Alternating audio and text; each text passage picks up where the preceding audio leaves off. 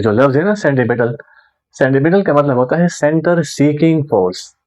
देखिए centre seeking का मतलब यह होता है कि वो फोर्स जो टुवर्ड्स द सेंटर हो, तो इसलिए इसकी डायरेक्शन होती है हमेशा towards the centre of the circle. So the force which compels the body to move in circular path is called centripetal force. वो फोर्स जो किसी बॉडी को सर्कल में घुमाने पे मजबूर कर दे उसको हम सेंट्रिपिटल फोर्स कहते हैं। और एक और डिफिनेशन भी है, आप इसको ऐसे ही पढ़ सकते हैं, the force required to move an object in a circle with constant speed is called centripetal force. वो फोर्स जो किसी ऑब्जेक्ट को सर्कल में घुमा दे और इस वक्त इस ऑब्जेक्ट की जो स्पीड है ना वो हो कांस्टेंट। क्योंकि ये मोशन कौन सा मोशन है, ये यूनिफॉर्म सर्कुलर मोशन है। इस वक्त अगर हम देखें तो जो बॉडी की वेलोसिटी का मैग्नीट्यूड है वो चेंज नहीं हो रहा, जबकि वेलोसिटी की direction point two point change हो रही है। यहाँ पे लिख रहा है, तो वेलोसिटी की डायरेक्शन के चेंज होने की वजह से यहाँ पे पैदा हो रहा है सेंट्रिपिटल एक्सेलरेशन। तो सेंट्रिपिटल एक्सेलरेशन किस डायरेक्शन में पैदा हो रहा है, जिस डायरेक्शन में हम लगा रहे हैं फोर्स, जिसको हम क्या बोल रहे हैं, सेंट्रिपिटल फोर्स। तो ये सेंट्रिपिटल फोर्स और सेंट्रिपिटल एक्सेलरेशन इन दोनों की डायरेक्शन सेम होती है और इन दोनों की डायरेक्शन बॉडी के मोशन की डायरेक्शन के साथ क्या होती है, परपेंडिकुलर। तो बहरहाल मैं आपसे ये कह रहा था कि इस वक्त अगर हम देखें ये फोर्स मौजूद है सेंट्रिपिटल फोर्स, लेकिन बॉडी का जो स्पीड है वो कांस्टेंट है, या हम कह सकते हैं कि बॉडी की वेलोसिटी का मैग्नीट्यूड कांस्टेंट है लेकिन उसकी direction point two point change हो रही है। नाउ स्टूडेंट्स, अब सवाल पैदा होता है कि सेंट्रिपिटल फोर्स का फार्मूला क्या है। तो सेंट्रिपिटल फोर्स की नोटेशन तो ये है कि एफ सी, इसको हम एफ सी से डिनोट करते हैं और फार्मूला है F C is equal to minus M V square divide by R. ये इसका फार्मूला हो गया। अब इसका प्रूफ क्या होगा, देखें ये जो सेंट्रिपिटल फोर्स है और सेंट्रिपिटल एक्सेलरेशन है ये दोनों लीनियर होते हैं। अगर ये दोनों लीनियर है तो मैं यहाँ पे न्यूटन सेकंड लॉ अप्लाई कर सकता हूँ। न्यूटन सेकंड लॉ के मुताबिक अगर हम किसी बॉडी पे, जैसे फॉर एग्जांपल यहाँ पे कोई मास है, ये कोई मास है m, इस पे लगाते हैं फोर्स, तो इसमें क्या पैदा होगा, एक्सेलरेशन। तो ये जो फोर्स और एक्सेलरेशन है ये दोनों सेम डायरेक्शन में होंगे न्यूटन सेकंड लॉ के मुताबिक। मैंने क्या लिखा, मैंने लिखा F is equal to M A. चूंकि बात हो रही है सेंट्रिपिटल फोर्स की और सेंट्रिपिटल एक्सेलरेशन की, तो मैं यहां भी लगा लेता हूं C, ताकि ये हो जाए सेंट्रिपिटल फोर्स, और यहां भी लग जाएगा C ताकि ये बन जाए centripetal acceleration. Now what is the formula of centripetal acceleration, जिसको हमने अपने प्रीवियस लेक्चर में प्रूव किया था। तो इसका फार्मूला मैं यहां पे लगा लेता हूं, AC is equal to minus V square and divide by R. तो सेंट्रिपिटल फोर्स का फार्मूला ये हो जाएगा F C is equal to minus M V square divide by R. ये हो गया फार्मूला ऑफ सेंट्रिपिटल फोर्स। अब अगर मैंने इसको लिखना है वेक्टर फॉर्म में, तो वेक्टर फॉर्म में मैं इसको कैसे लिखूंगा, कुछ इस तरह, F C minus M V square and divide by R. तो ये हो गया F C in vector form. अब इस तरह कर लेते हैं कि यहाँ पे लगा देते हैं एक यूनिट वेक्टर जो कि डायरेक्शन बताएगा सेंट्रिपिटल फोर्स की। तो एक तो ये हो गया इसका वेक्टर फॉर्म, यूनिट वेक्टर बराबर होता है vector and divide by its magnitude. अगर मैं इसको लगा दूं यहाँ पे इस आर यूनिट वेक्टर की जगह, तो ये हो जाएगा F C vector form is equal to minus M V square divide by R, और इस आर की जगह R vector and divide by its magnitude. तो सेंट्रिपिटल फोर्स का फार्मूला कुछ इस तरह हो जाएगा, minus M V square divide by R and divide by R square. तो सेंट्रिपिटल फोर्स का फार्मूला हम इस तरीके से भी लिख सकते हैं। एक ये तरीका हो गया। अब अगर मैं ऐसा करूं कि जो फर्स्ट फार्मूला है इसमें मैं v is equal to R omega लिख लूं, यानी ये अगर इक्वेशन 1 है तो पुट इन इक्वेशन 1, तो ये हो जाएगा F C is equal to minus M और v की जगह R omega whole square and divide by R, तो F C is equal to minus M R square omega square divide by R, क्योंकि square दोनों पे आ गया, तो F C is equal to minus M, यहाँ पे आर स्क्वायर में से एक आर कैंसिल, तो एम ओमेगा स्क्वायर को लिखते हैं पहले आर। तो ये तरीका भी है सेंट्रीपिटल फोर्स को लिखने का। यहाँ पे एंगुलर वेलोसिटी शो हो रही है, जबकि इस फार्मूला में लीनियर वेलोसिटी शो हो रही है। अगर मैं इसको भी लिखना चाहूँ वेक्टर फॉर्म में, तो जस्ट मैं क्या करूँगा कि एफ सी पे एरो का निशान लगाऊंगा, minus M omega square R, और यहाँ पे एक आर यूनिट वेक्टर लिख लूंगा। तो मैं इसको भी लिख सकता हूँ, ये जो फार्मूला है सेंटीमीटर फोर्स का, ये दूसरा फार्मूला वेक्टर फॉर्म में। इसी तरह अगर मैं इस फार्मूला में थोड़े से और मॉडिफिकेशन करना चाहूँ तो ये भी हो सकता है। तो कुछ इस तरह होगा कि मैं यहाँ पे इसको उठाऊँ, यानी F C is equal to minus M omega square R, इसको मैं इक्वेशन 2 का नाम दे दूँ, ये इक्वेशन 2 हो गया।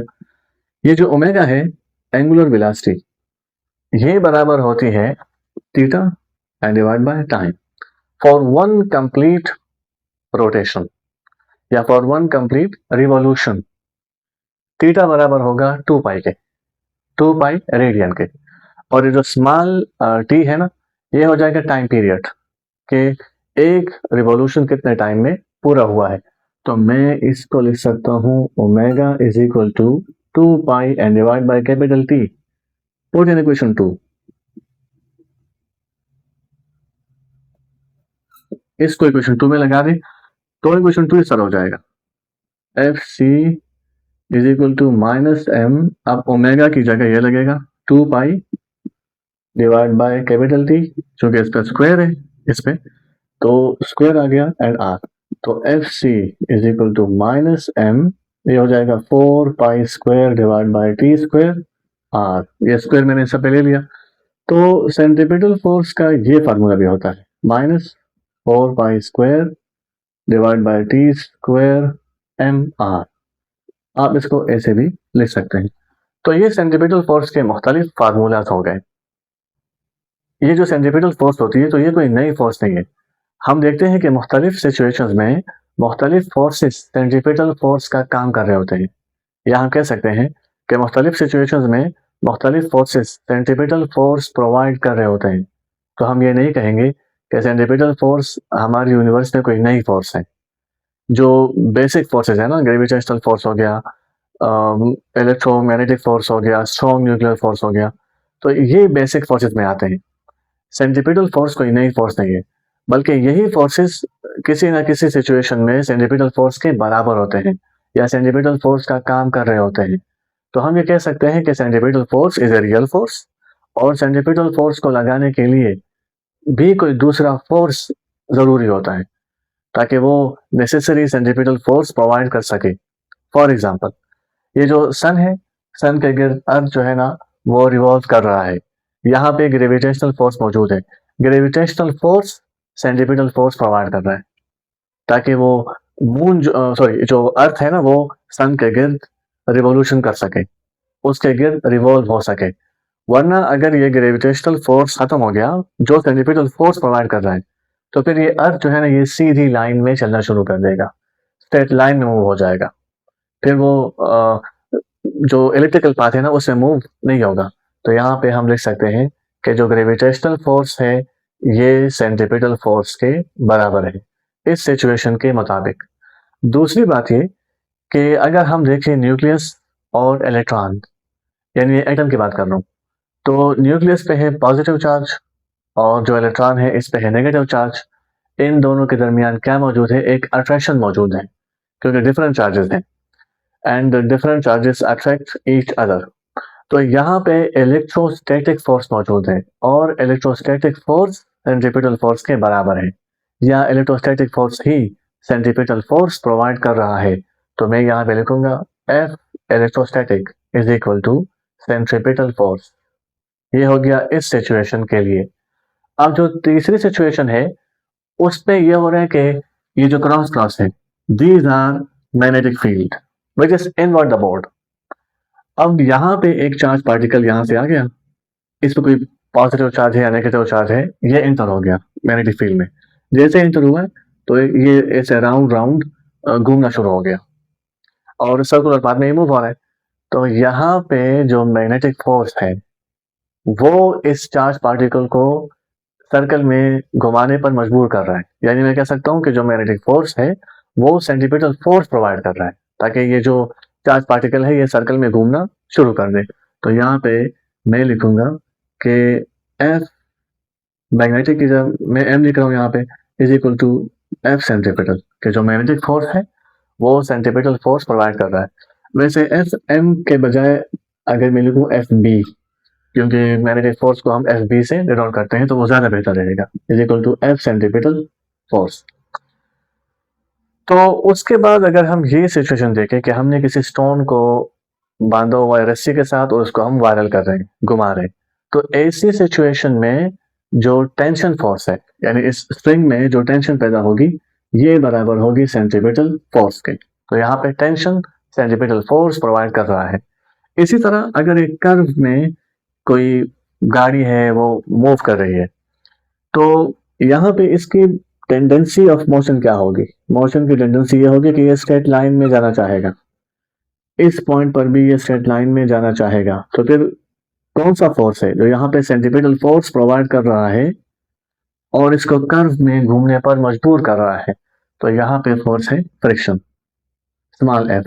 फ्रिक्शन यहाँ पे सेंट्रीपिटल फोर्स प्रोवाइड कर रहा है ताकि वो गाड़ी जो है ना वो कर्व में मूव कर सके। तो इसलिए सेंट्रीपिटल फोर्स किसी दूसरे फोर्स के बराबर होता है मुख्तलिफ सिचुएशंस में। मुख्तलिफ फोर्सेस सेंट्रीपिटल फोर्स का काम कर रहे होते हैं। सेंट्रीफ्यूगल, ये जो लफ्ज है ना सेंट्रीफ्यूगल, इसका मतलब क्या है? जिस तरह सेंट्रीपिटल का मतलब होता है सेंटर सीकिंग फोर्स, यानी वो फोर्स जिसकी डायरेक्शन हो towards the centre of the circle, इसी तरह सेंट्रीफ्यूगल का मतलब होता है सेंटर फ्लीइंग फोर्स, यानी ये वो फोर्स है जो बॉडी को सर्कल से निकलने पर मजबूर करना चाहती है, जिसकी डायरेक्शन होती है away from the centre of rotation. तो सेंट्रीफ्यूगल फोर्स क्या है? यहाँ पे इसको हमने डिफाइन किया हुआ है, the apparent force that pushes a body radially outward from the center of rotation is called centrifugal force। एक बात याद रहे कि मैंने यहाँ पे अपरेंट फोर्स को हाईलाइट किया है, इसको मैंने यहाँ पे सॉरी अंडरलाइन किया है। ऐसा क्यों किया इसे मैं बाद में बात करूंगा आपसे कि हम इसको अपरेंट फोर्स क्यों कहते हैं। अभी इसको हमें समझना है थोड़ा सा कि सेंट्रीफ्यूगल फोर्स है क्या। यानी वो फोर्स जो किसी बॉडी को सर्कल से निकलने पर मजबूर करती है। आप देख सकते हैं कि एफ सी मतलब सेंट्रीपिटल फोर्स की डायरेक्शन जो है ना वो सर्कल की सेंटर की तरफ है, जबकि एफ सेंट्रीफ्यूगल की डायरेक्शन वो सर्कल के सेंटर से अवे है, यानी इस तरफ है।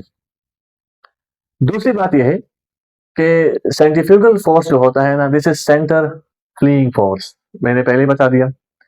It is a reaction force to centripetal force. देखें, अगर हम सेंट्रीपिटल फोर्स को न्यूटन थर्ड लॉ के मुताबिक एक्शन फोर्स मानेंगे तो सेंट्रीफ्यूगल फोर्स को न्यूटन थर्ड लॉ के मुताबिक रिएक्शन फोर्स माना जाएगा। और यहाँ पे ये दिख भी रहा है कि अगर ये सेंट्रीपिटल फोर्स है इसकी डायरेक्शन ये है इनवर्ड, तो सेंट्रीफ्यूगल फोर्स की डायरेक्शन है outward from the centre of circle. दोनों जो फोर्सेज हैं ये मैग्नीट्यूड में तो बराबर हैं लेकिन दोनों की डायरेक्शंस क्या है? एक दूसरे के उलट है।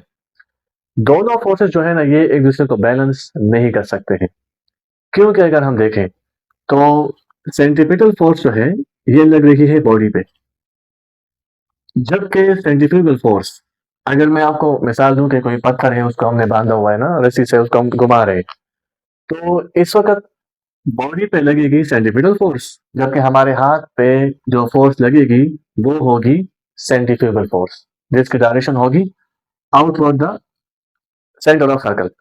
अब यहाँ पे मैं आपको एक आसान सा पॉइंट बताता हूँ और वो ये है कि सेंट्रीपिटल फोर्स तो लगता है बॉडी पे जो बॉडी घूम रही है सर्कल में, सेंट्रीफ्यूगल फोर्स लगता है सेंट्रीपिटल फोर्स के सोर्स पे, यानी सेंट्रीपिटल फोर्स जिस सोर्स से प्रोवाइड हो रहा है उस सोर्स पे लगेगा सेंट्रीफ्यूगल फोर्स। दूसरी बात यह है कि मैंने आपको चूंकि बताया कि दोनों एक दूसरे को बैलेंस नहीं कर सकते, उसका रीजन ये है कि सेंट्रीपिटल फोर्स अलग बॉडी पे लग रही है, सेंट्रीफ्यूगल फोर्स अलग बॉडी पे लग रही है। हम ये भी कह सकते हैं कि अगर सेंट्रीपिटल फोर्स पहले लग रही है तो सेंट्रीफ्यूगल फोर्स बाद में लग रही है, और दोनों अलग अलग बॉडीज पे लग रही है। तो both are equal in magnitude but opposite in direction. अगर मैं इसकी बात करूं तो मैं यहाँ पे लिखूंगा centrifugal force. What is the formula of centripetal force? तो मैं यहाँ पे वो लगा दूंगा -mv² डिवाइड बाय आर। ये वाला माइनस क्या बता रहा है? ये वाला माइनस बता रहा है कि दोनों फोर्सेस एक दूसरे से अपोजिट डायरेक्शन में है। ठीक है, तो माइनस इंटू माइनस प्लस, तो सेंट्रीफ्यूगल फोर्स का फार्मूला हो जाएगा mv² and divide by R. This is the formula of centrifugal force. तो सेंट्रीफ्यूगल फोर्स के फार्मूला में माइनस होता है, जबकि सेंट्रीफ्यूगल फोर्स के फार्मूला में माइनस नहीं होता। इसी तरह अगर आपने यहाँ पे वेक्टर फॉर्म लिखना है इसका, यानी सेंट्रीफ्यूगल फोर्स का, तो उसके लिए क्या करेंगे? mv² डिवाइड बाय आर ये लिख लेंगे, और यहाँ पे एक आर यूनिट वेक्टर आ जाएगा जो कि डायरेक्शन बताएगा सेंट्रीफ्यूगल फोर्स की, कि ये है away from the centre of circle. Centrifugal force की कोई एग्जांपल है डेली लाइफ में? तो एक तो मैंने आपको पहले बता दिया कि अगर आप किसी पत्थर को बांधोगे रस्सी के साथ, आप उसको घुमाओगे, तो सेंट्रीपिटल फोर्स ने इस पत्थर को सर्कल में घुमाने पर मजबूर किया हुआ है। सेंट्रीफ्यूगल फोर्स इसको बाहर निकालना चाहता है। तो अगर आप ये रस्सी काट देंगे ना, तो ड्यू टू सेंट्रीफ्यूगल फोर्स ये जो पत्थर है ये एक सीधी लाइन में चलना शुरू हो जाएगा। दूसरी मिसाल ये है कि अगर आप गाड़ी में हैं और आप किसी टर्न में मुड़ रहे हैं, तो टर्न में मुड़ते वक्त आप देखेंगे कि आपका जो बाजू है ना, ये गाड़ी के डोर के साथ लग जाएगा, और जब तक आप टर्न में मुड़ते रहेंगे तब तक आप खुद को वापस नहीं ला पाओगे। आप इस वक्त सेंट्रीफ्यूगल फोर्स महसूस करोगे अपने ऊपर। स्टूडेंट्स, सेंट्रीफ्यूगल फोर्स जो है ये एक एपरेंट फोर्स है, एक सूडो फोर्स है, या फिर ये एक फिक्टिशियस फोर्स है। इस बात का मतलब क्या है? इस बात का मतलब यह है कि centrifugal force is an imaginary force जो कि रियलिटी में एग्जिस्ट नहीं करती। ये कोई रियल फोर्स नहीं है, क्योंकि रियल फोर्स के लिए क्या चाहिए होता है? रियल फोर्स के लिए रियल इंटरेक्शंस चाहिए होते हैं। रियल फोर्स वो होता है जिसपे आप न्यूटन लॉज अप्लाई कर सकते हैं। रियल फोर्स वो होता है जिसका फिजिकल ओरिजिन हमें मालूम होता है, जबकि सेंट्रीफ्यूगल फोर्स का कोई फिजिकल ओरिजिन मालूम नहीं होता, इसलिए हम इसको फोर्स नहीं कह सकते हैं। वैसे तो हम इसको फोर्स कहते हैं, लेकिन रियलिटी ये है कि ये फोर्स है ही नहीं। क्योंकि अगर एक टर्न में, ये टर्न है, इस पे कोई कार है वो मूव कर रही है, ठीक है, कोई गाड़ी इसमें मूव कर रही है, हमने देखा कि जब वो गाड़ी यहाँ पे है तो इस वक्त ये इस टर्न से निकलना चाहती है, ये इसकी डायरेक्शन हो गई, मोशन की डायरेक्शन। या हम कह सकते हैं कि इसकी टेंडेंसी ऑफ मोशन इस तरफ है।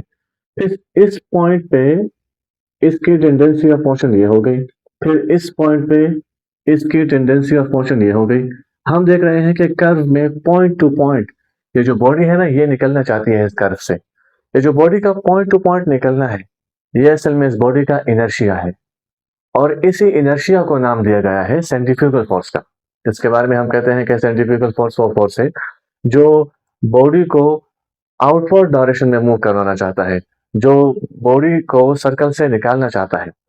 असल में बॉडी को सर्कल से निकालना चाहता है उसकी मोशन का इनर्शिया, और उसी इनर्शिया को हमने नाम दिया है सेंट्रीफ्यूगल फोर्स का। तो फिर तो ये इनर्शिया हुआ ना, फोर्स ना हुआ, इसीलिए इसको हम बोलते हैं सूडो फोर्स। अगर आप किसी टर्न में मूव करते हैं तो उस वक्त आपको एक फोर्स महसूस होता है, लेकिन असल में यह फोर्स नहीं है, ये असल में इनर्शिया है जो इस बॉडी को सर्कल से बाहर निकालना चाहता है। तो स्टूडेंट्स, ये था हमारा आज का लेक्चर। इंशाल्लाह नेक्स्ट लेक्चर में आपसे मुलाकात होगी, तब तक के लिए इजाजत दीजिए। अल्लाह हाफिज।